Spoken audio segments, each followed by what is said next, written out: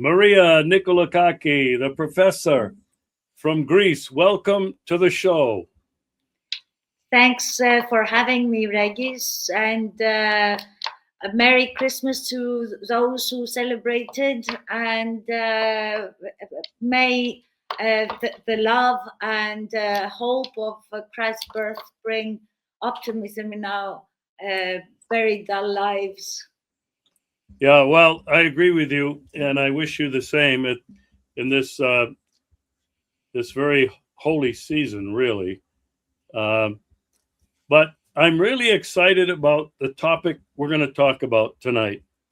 You are an expert. You've spent your whole life as a professor examining educational pedagogy.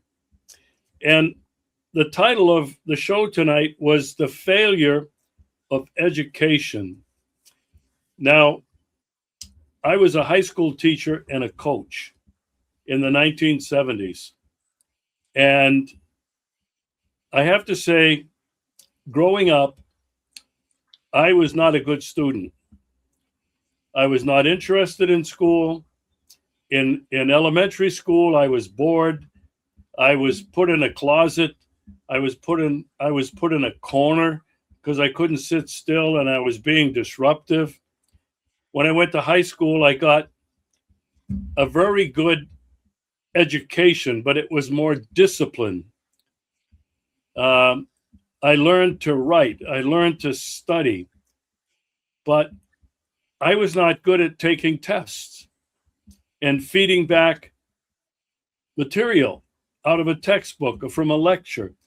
It was the same thing in college. I was nowhere near the top of my class, nowhere near. I was different. I think my brain was wired differently, Maria, and I had to really struggle to get through and to compete with guys that were really book smart, memory smart. And it was the same thing when I got into my postgraduate work. I was studying in Rome, as you know, to be a priest, and I studied theology and scripture. And again, it was very difficult. The Jesuits were the professors, and they would give lectures. There was never any chance to talk to a professor, to raise your hand in class and say, I have a question. You listened, you took notes, and then you went to take an exam, and you were expected to feed back the right answer. It was only when I finished formal education that I began to learn and study and research on my own. Mm-hmm. And it was a very rapid process for me. I was buying books. I was reading everything I could get my hands on. And Maria, I found out that I had not a learning disability. My brain was wired in a different way that the formal educational system did not encourage and foster. I was more creative. I was more right brain. I was able to see systems, big picture.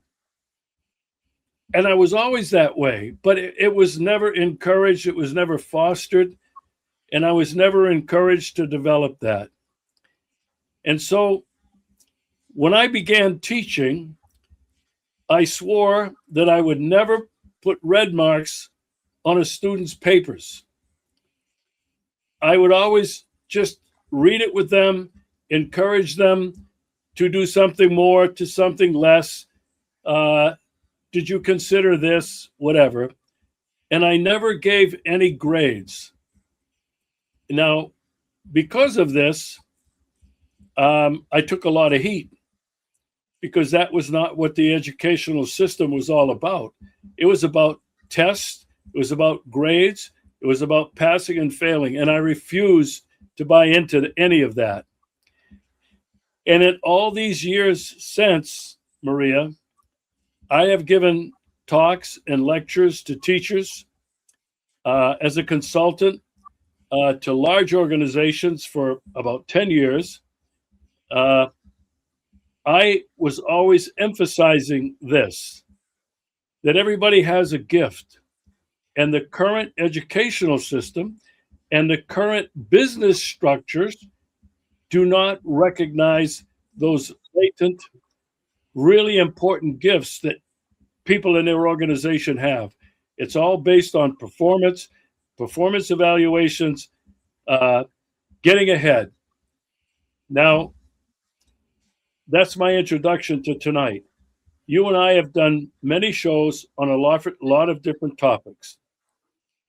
But Maria, I want to focus now with you tonight in the first of an entire series that you and I are going to do on exploring education.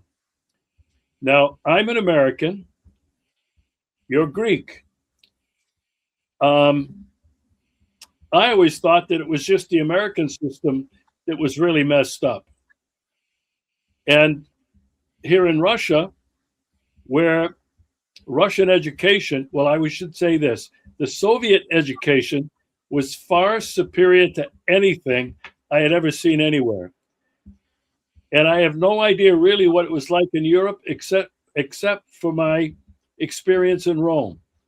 So tonight, with you, Maria, an expert, you've spent your whole life studying pedagogy, studying education. We're going to look at the failure of education globally.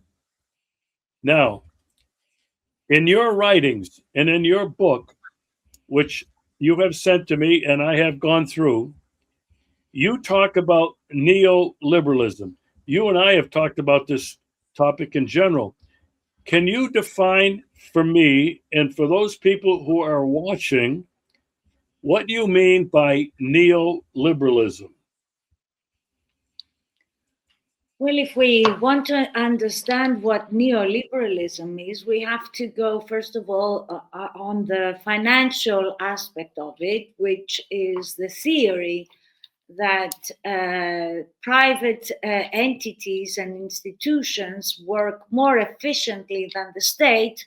So the state should surrender its functions to the private capitalists, who can then see how to make profit out of it.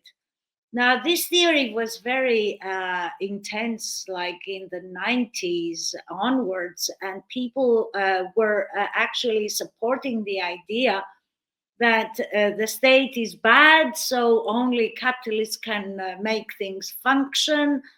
And we have seen during the last 30, 40 or more years how the state has surrendered most of its functions to privatization schemes, which have taken over public goods that were owned by the state for the people of the state.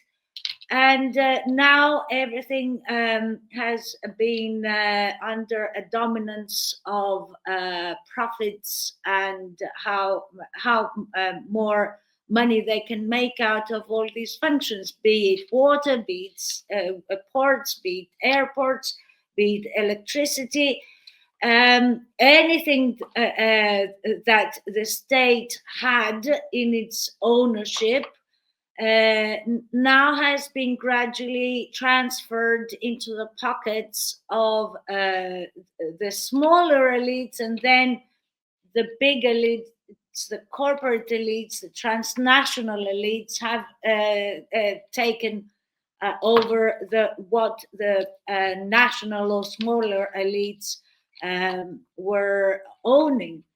So this is a major transfer of wealth from the people to the corporations and to the mega banks.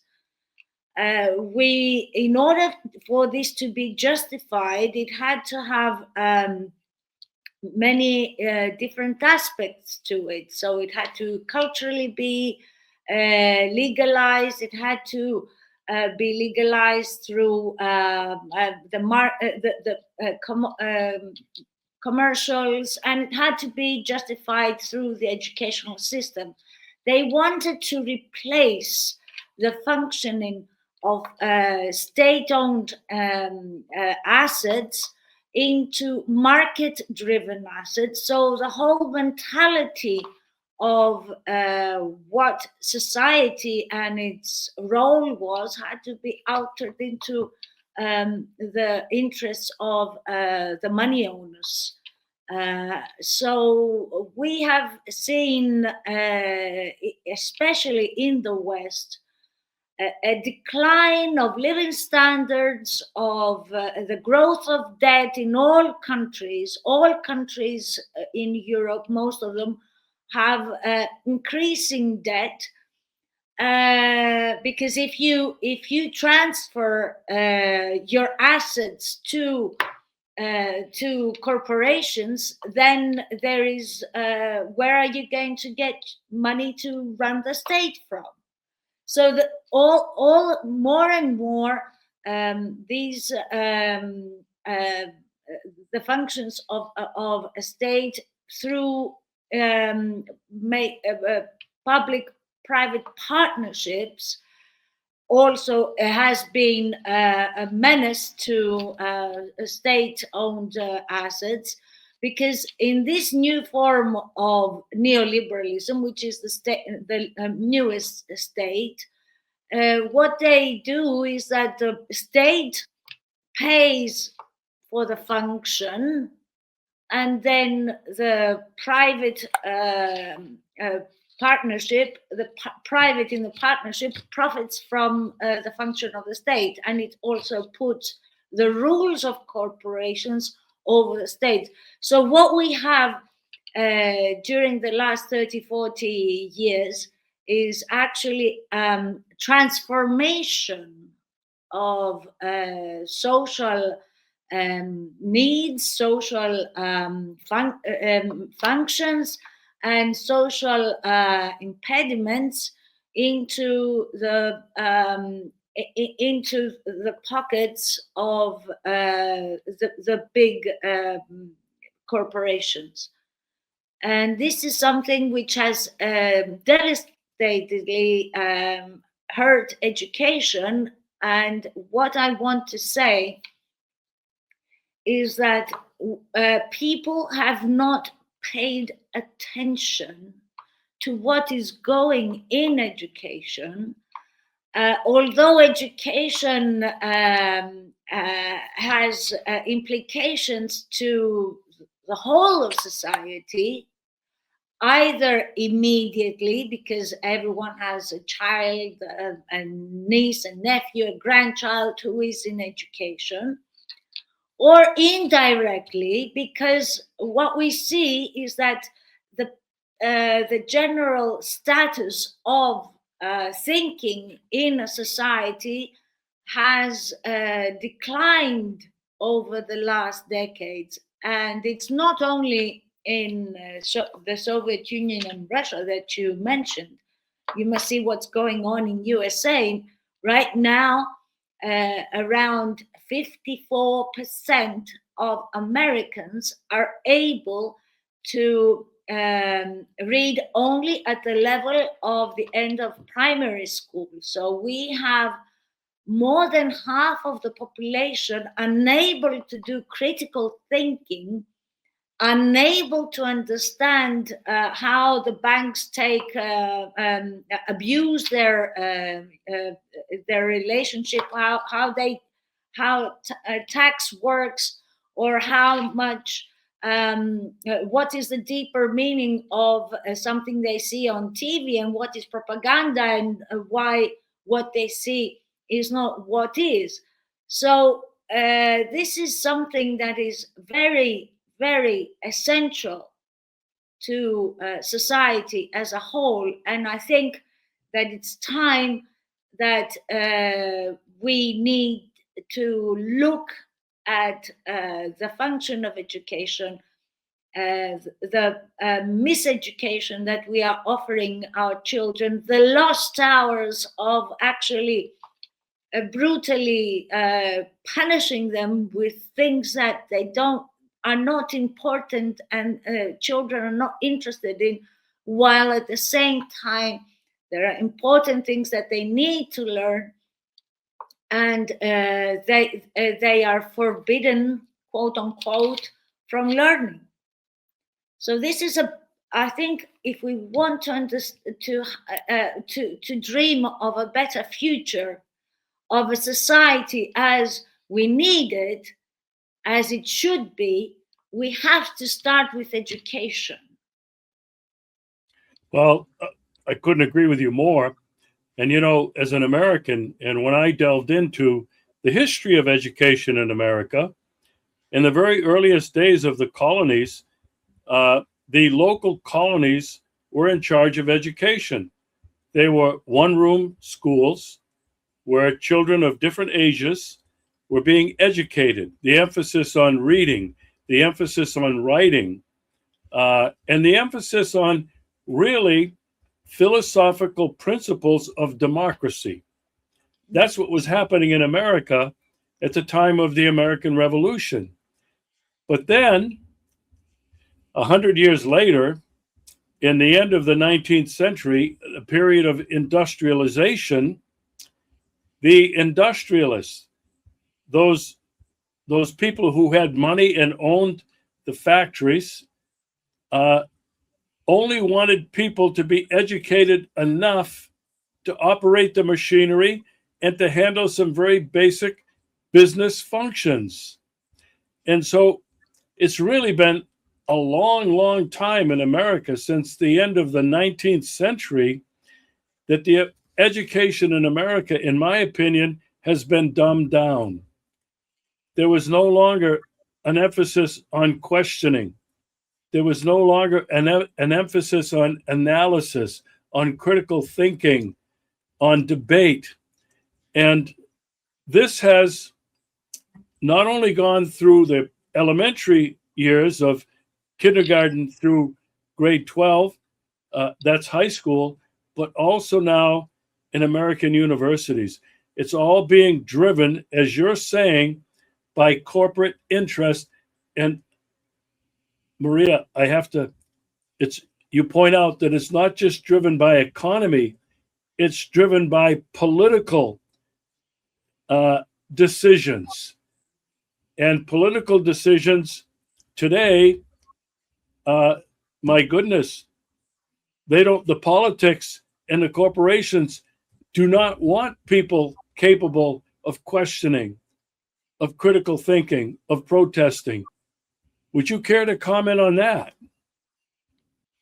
Yes, I think that it is common knowledge that the system itself will not give you the education you need to overcome them, to take them out. So it always has been, through the whole history of education in the West, I'm talking about, how much education you needed to fit for the suitable professions that needed to be done, but not more than that. So in the first case that you mentioned, the monitorial school, it was the school of necessity, where all grades, all ages were together, and they tried, one teacher in one big room was trying to educate all the children.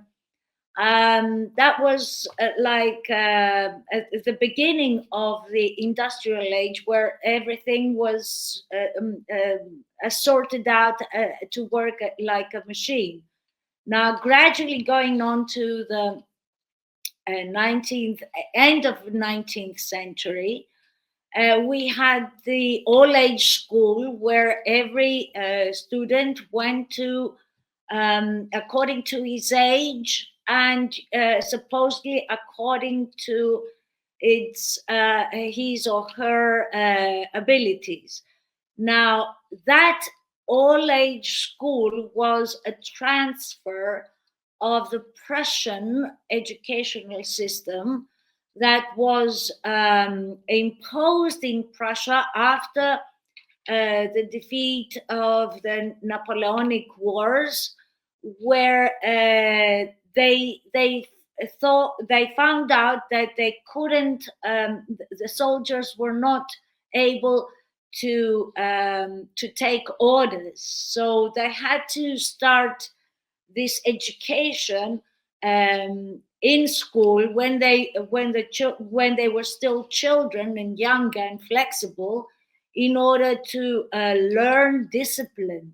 So the educational system of the 19th century was made in a military mentality, in order to train children to be disciplined and to take orders.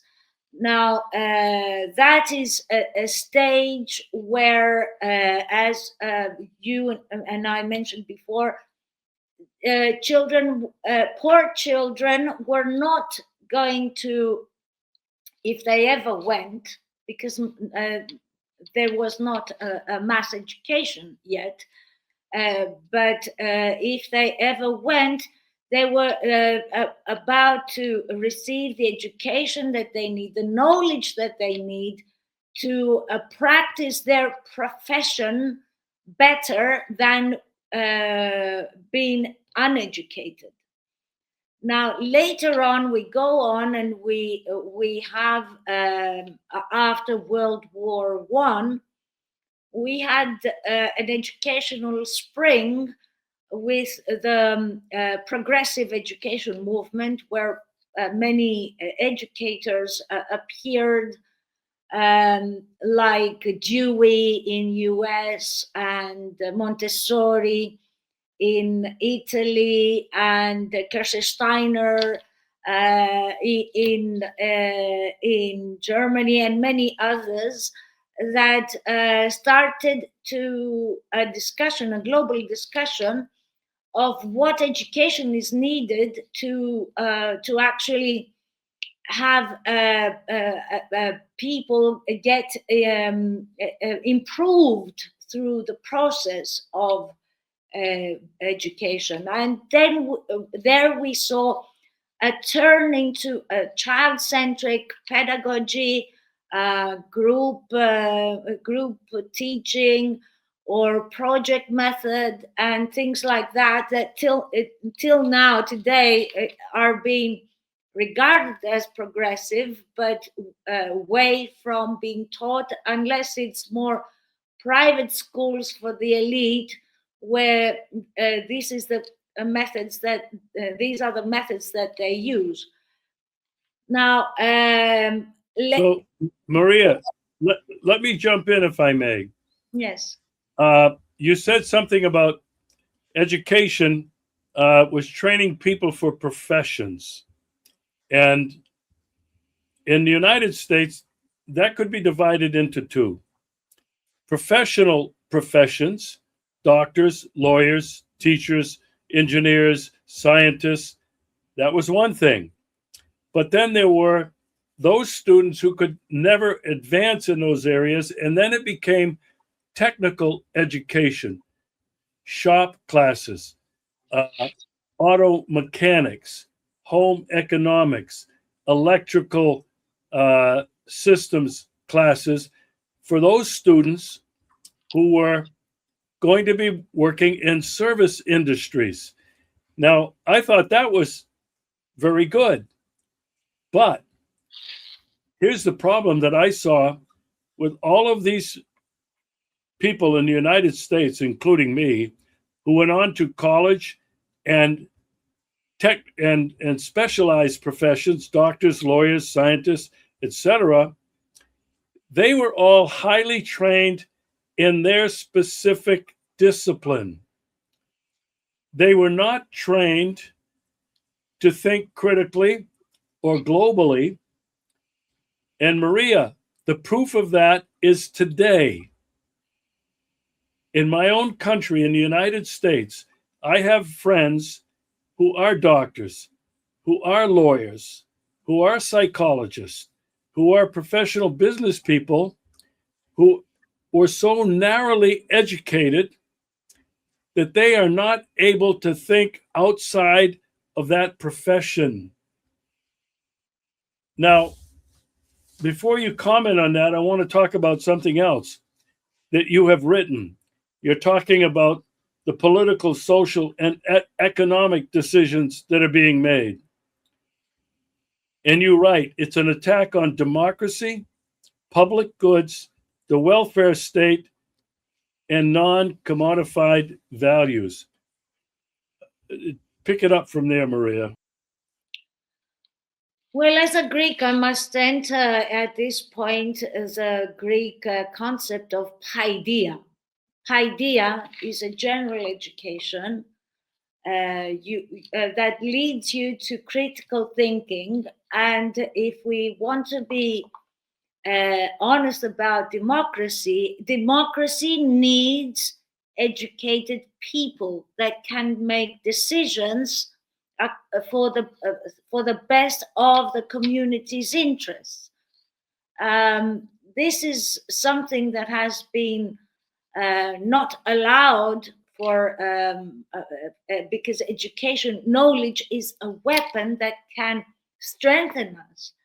So what they do is that they don't educate, they don't do paideia, they do training on a specific field. I can remember, I'm old enough to remember that in Greece, when you went into a department of anything, you would be taught the philosophy of your expertise, like philosophy of medicine, philosophy of education, philosophy of economics. You were always, the first semester, you were doing the philosophy of what you're supposed to learn. They've scrapped that out. It's not about morals, it's not about philosophy, it's about commodification of education as an establishment, as a function of the state that you're supposed to solve problems. You are not supposed to question why these problems, where they come from, who benefits, and who is left behind. So it's very important to understand that this education is crippling the capacity of society to comprehend what is going on and how to react and not be dumbified by all the propaganda that's going on, because we must also see that if you have pedagogy through education, you also have public pedagogy through the TV and the public rhetoric and the social media. These are public pedagogy which also contribute to information or confusion and surrender to what the state wants. And when I say the state, it's about a state that is not interested in its people's wants and needs, but it is there to facilitate the corporation and the donors of the political parties to make profits through passing laws or dictating conditions that will enlarge their profits. Maria, wow, so many things are flooding through my mind. I would like to say this. Through all of my education, elementary school, high school, and postgraduate, college work and postgraduate work, I didn't learn anything. What I learned, and it was a very good thing to learn was discipline. I learned discipline. At a certain time, a bell would ring, you would go to this class. And then 50 minutes later, a bell would ring and you'd go to another class. The whole day long was really based on getting all of us, all students, programmed to follow instruction. That was my feeling. And the other thing that I learned, it had to do with discipline, but I learned the discipline of studying. In order for me to survive in high school and college and in postgraduate work in Rome, I had to be able to discipline myself to study and to try to memorize and repeat everything back. And I think for me, and I think there are millions of other people like me, that education was a failure. Now, I think that I was very lucky to, when I finished formal education, to feel a need to educate myself in other areas that I was going to work in, whether it was education or whether it was psychology, whether it was counseling people. When I was a priest, for example, I had no background on this, and I found myself to become a voracious reader, consumer of all kinds of information. That's continued to this very day. Now, I can't speak for other countries. I'm only speaking from my own personal experience in the United States as a student and then as a teacher. And I reflect back on when I was teaching in high school. It was the same method that I refused to go along with. I was lucky. I taught religion classes for only 1 year, and I never gave any tests. I didn't feel that was the thing to do when you were trying to teach something like religion, Catholic religion, to kids. I taught journalism and photojournalism, and all I ever did was encourage to explore whatever they were doing in writing, in covering school activities for the newspaper or for yearbooks.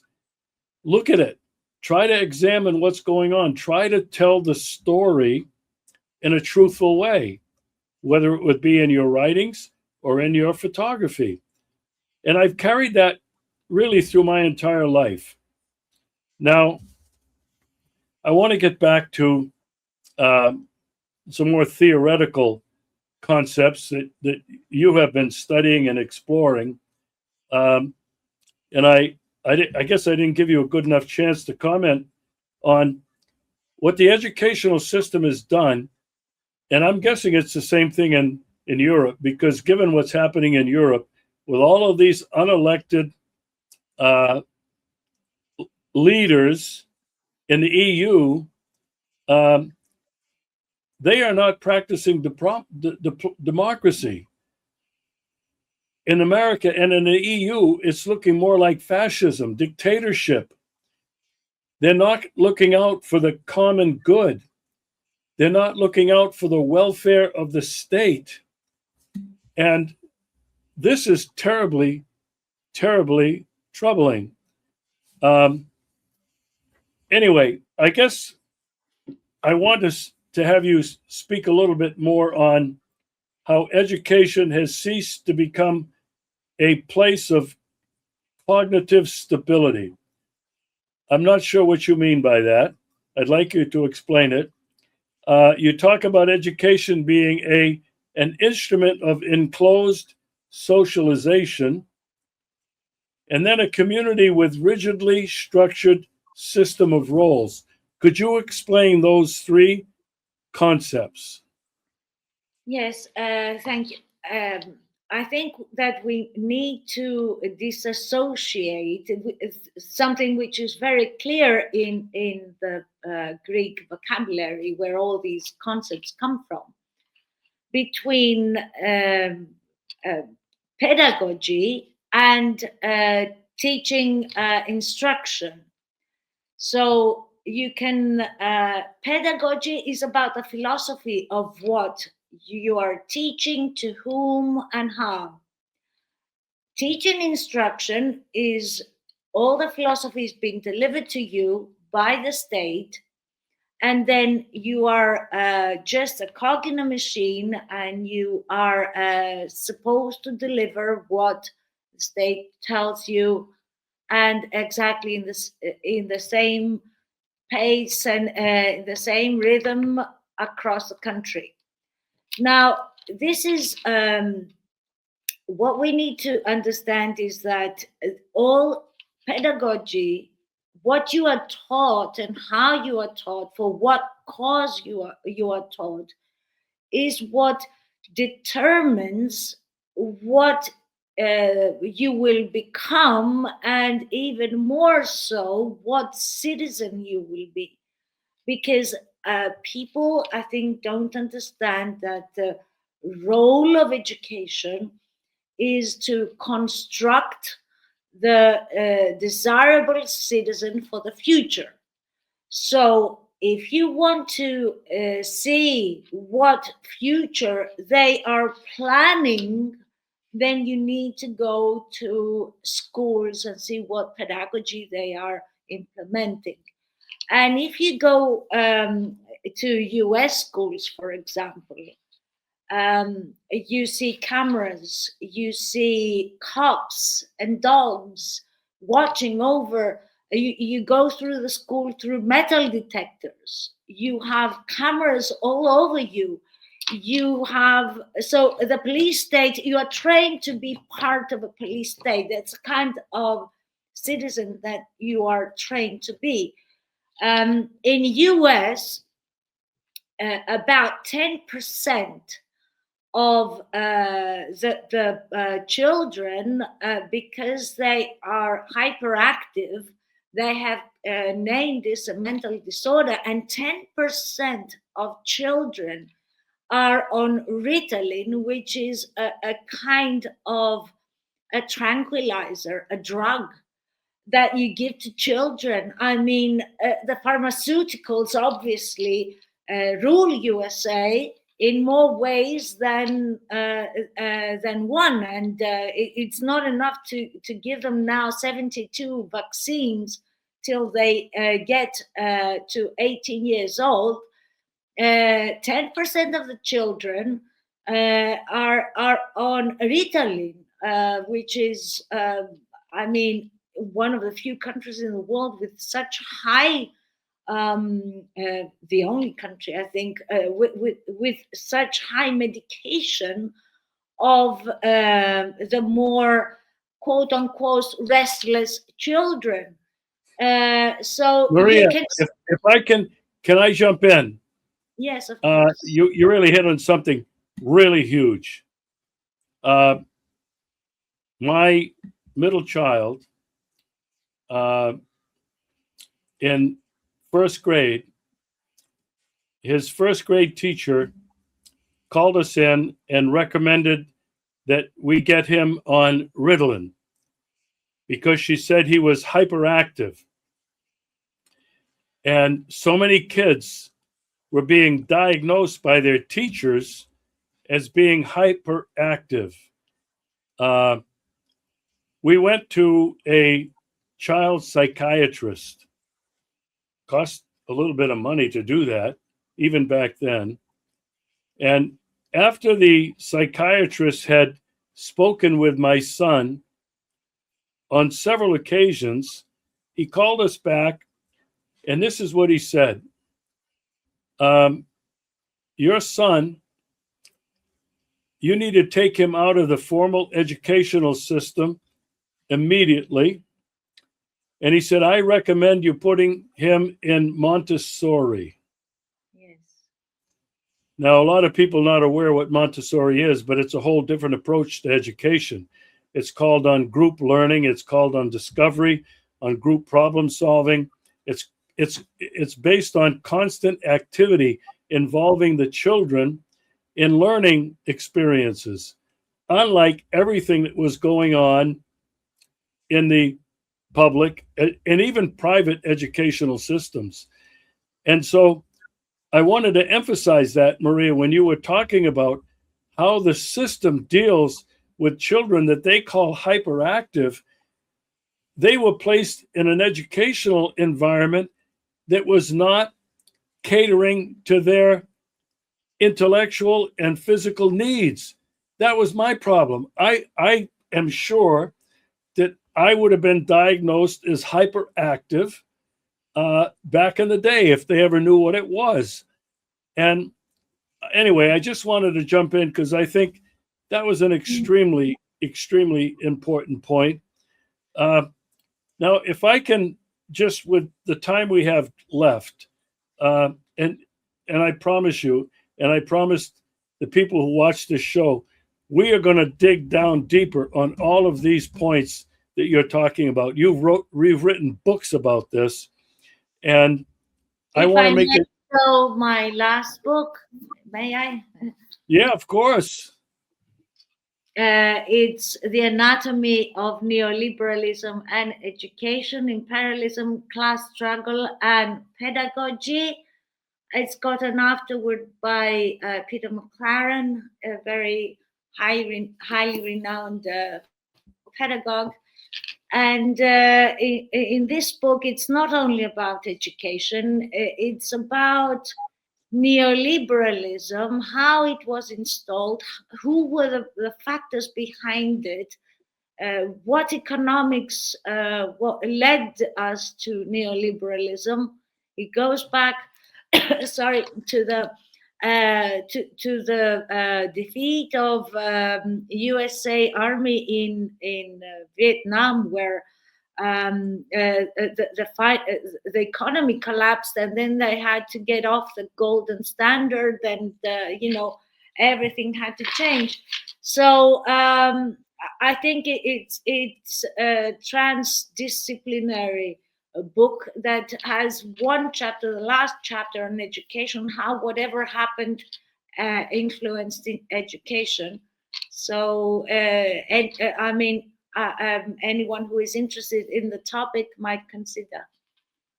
Can that book be purchased like on Amazon? Yes, it's on Amazon. Okay, so I'll have to put that in the description and a link to that, so that those people who are interested in that depth of philosophical reflection, practical reflection, they can access that.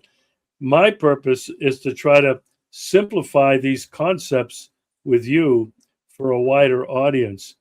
Now, I want to move on with the time we have left to some consequences of this movement.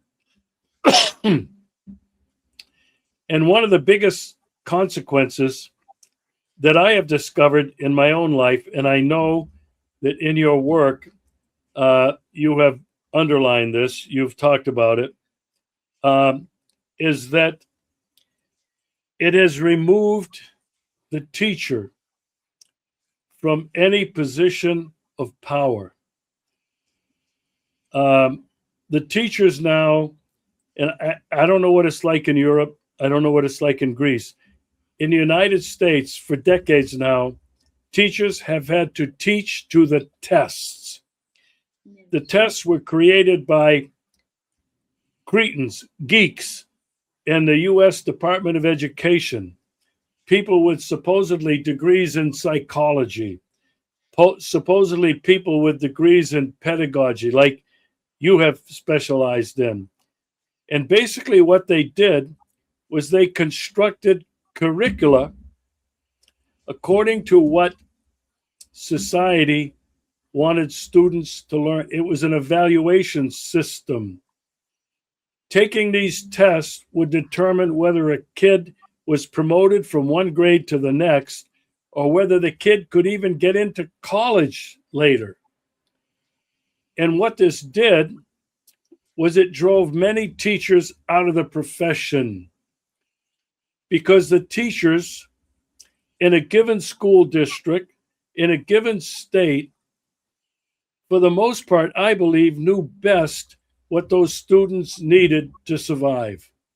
I have many friends who are teachers, teachers in grade schools, teachers in high school, who who, who understood the political and the economic conditions in their particular states, where way back in the beginning of American education, teachers were in charge.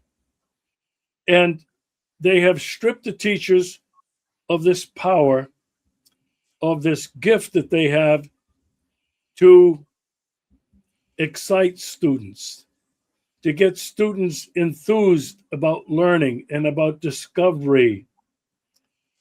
And I think this is one of the most serious things that has happened in this neoliberal movement. And I guess that's what it is, that it has disempowered teachers. Your comments on that?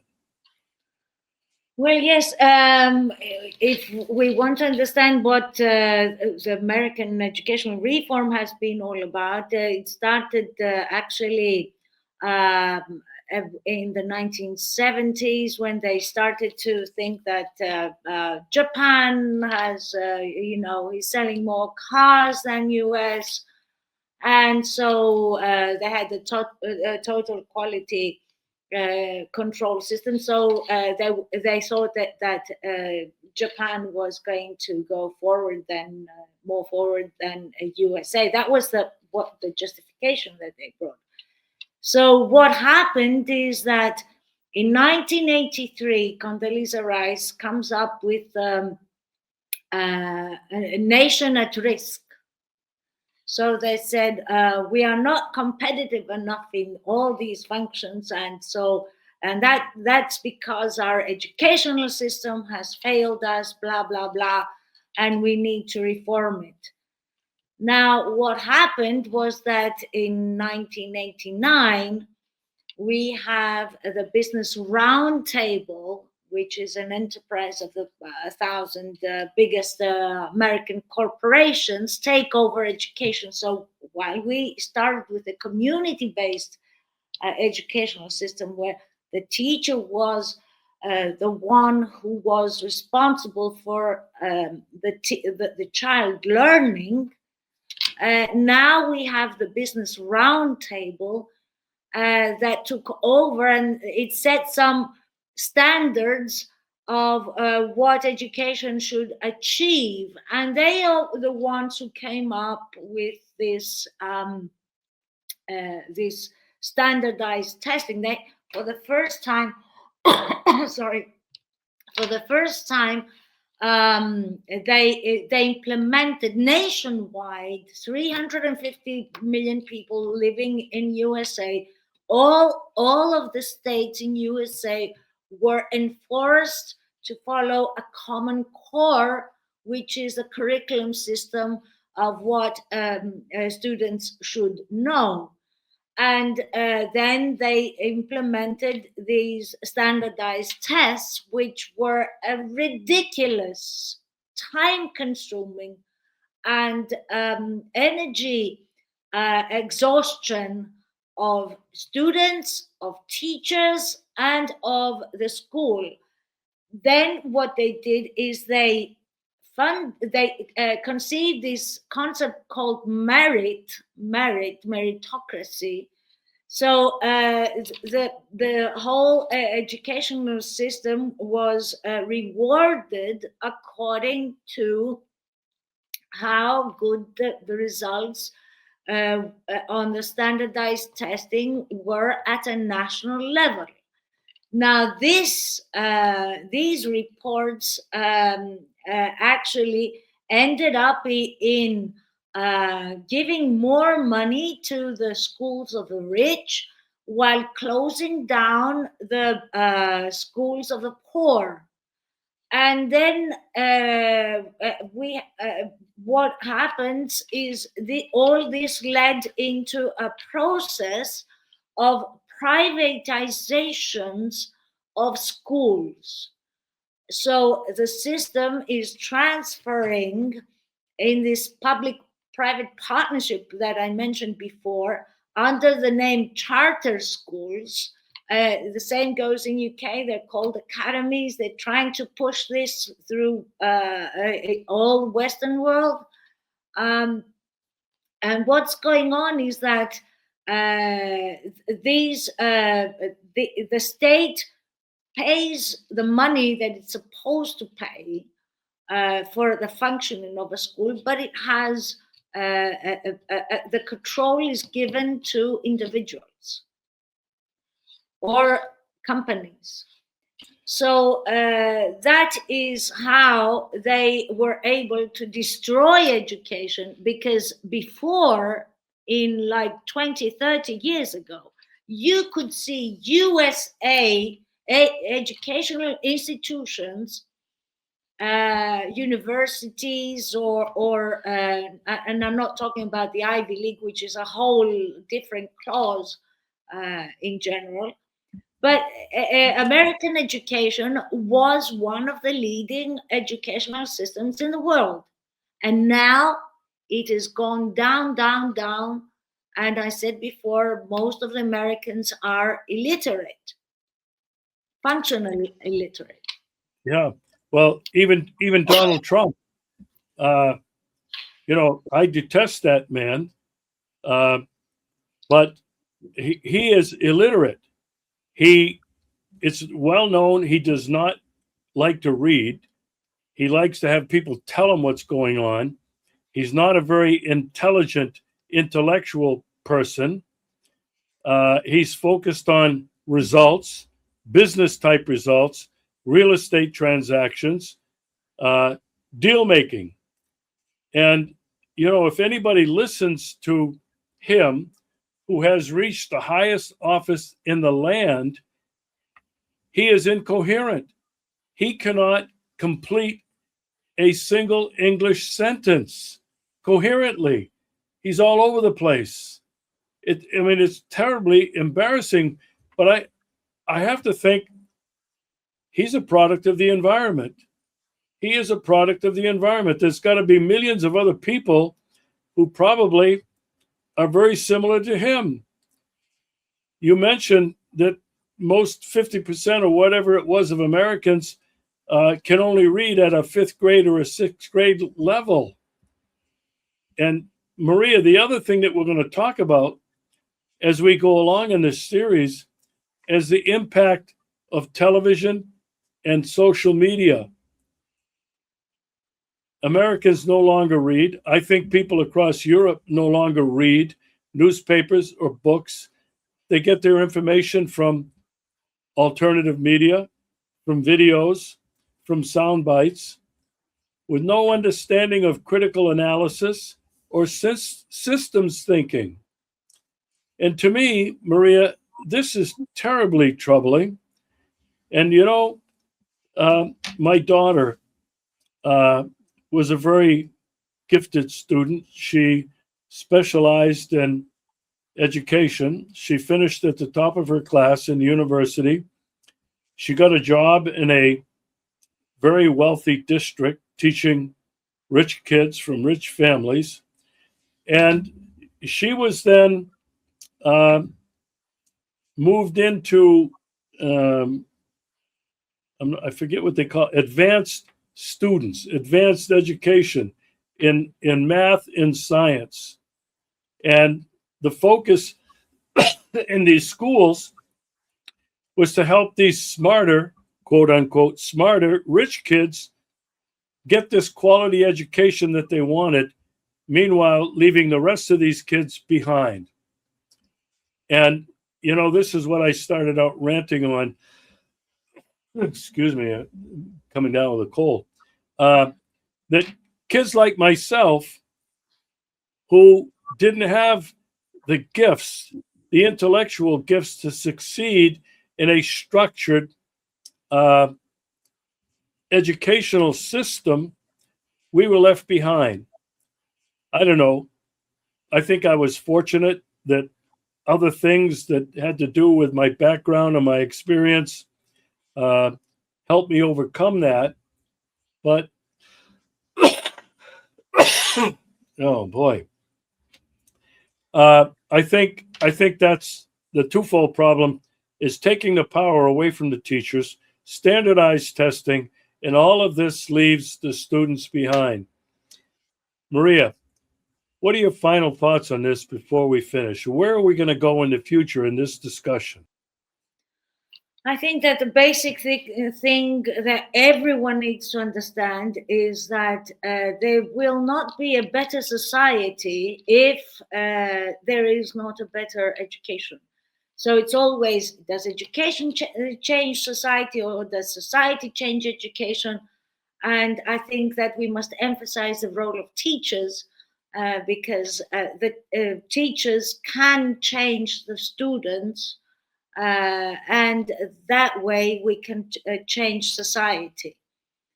And I think that this educational issue should be more politicized. It must be, it is, for me, as I say, it's the most political act that you can do, is to educate, because you are influencing the perception and the values and the standards and the thinking of future citizens. We cannot have democracy if we don't have a proper education. And we must understand the role of education in changing society, because it is our duty, as the citizens of society, to demand more. If education was not so damaged and disempowered, the Europeans, or even the Americans, would not tolerate all these politicians that are uneducated and installed in all the major European countries, that are illiterate and an embarrassment to any citizen around the world. I think about Kaya Kallas, think about Merz, think about Macron. These people have no IQ bigger than a room temperature, as they say. And yet they represent the people. Why? Because the people have been dumbed down. The people don't think that it's insulting to be represented by these political dwarfs. So I think that we must actually pay more attention to education, because without education, society has no future, and they know it, and that's why they destroyed education. We must fix it. So, one of the good things about Donald Trump, and we're coming up against an hour, but I don't really care, is Donald Trump is trying to disassemble the United States Department of Education. He wants to break it up, disempower it, and whether he says it or not, to give the system back to the states. Now, I have some friends who were teachers in very rural districts in the United States, and they claim they couldn't survive without funding from the federal Department of Education. It's a catch-22. But I think, and I hope, that by eliminating the federal Department of Education and returning it to the states could be the silver lining, could be hope that people in the local communities realize how education has failed them and how it's up to them. All politics are local. It's up to people in small communities around the United States to decide for themselves what their children need. Would you agree with that as we finish this broadcast? Yes, I'm very much pro community schools and localized attention. Actually, parents also need to be connected to the schools, and they should also be um, contributing with their labor or with their attendance, because it's more, schools must become more than just an educational just for typical education. It should be a whole day school, if you ask me, to where people where students can opt and go and take dance lessons or music lessons or anything that they like. It should be a community function. It should not be run by the central state as implied by the oligarchy class that wants to use all these students to become citizens, to comply, and be trained, be disciplined through education, so that they have the suitable disciplined workforce. I'm not saying that education does not have this function of creating workforce, but it's much more than just preparation for business type accommodations. It's about fulfilling the inner self at the level and at the pace that one can become in order to fulfill his abilities, capabilities, interests, and become the most that he can become. So, if we don't have that by education, then society is deprived much of the human potential of its parts. And we must understand that education should become a central topic in our interests and in our discussions, because there is no future if there is no education. We must understand that.